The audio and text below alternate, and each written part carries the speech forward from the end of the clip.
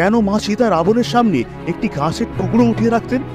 আসলে ভগবান শ্রীরাম ও মাতা সীতার বিবাহের পরের দিন মা সীতা যখন পায়েস বানিয়ে সকলকে দিয়েছিলেন, তখন এক ঝড়ো হাওয়ায় এক টুকরো ঘাস উড়ে এসে পড়ে রাজা দশরথের পায়েসে। মা সীতা এটি দেখতে পেলেন, কিন্তু তিনি কিভাবে এই ঘাসের টুকরোটি বের করবেন তা বুঝতে পারলেন না, এবং তিনি ক্রোধে ওই ঘাসের টুকরোটির দিকে তাকালেন। মা সীতার এই রূপ দৃষ্টি মাত্রই ওই টুকরোটি জ্বলে ভস্ম হয়ে যায়।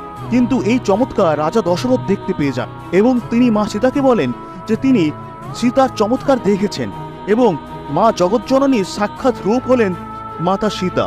কিন্তু মাতা সীতা যেন মনে রাখেন, যে রূপ দৃষ্টিতে তিনি ওই ঘাসের দিকে দেখলেন, ভবিষ্যতে তার শত্রুর দিকে তিনি যেন ওই রূপ দৃষ্টিতে না দেখেন। আর তাই মা সীতার সামনে রাবণ আসলে তিনি ঘাসের টুকরো হাতে তুলে নিতেন।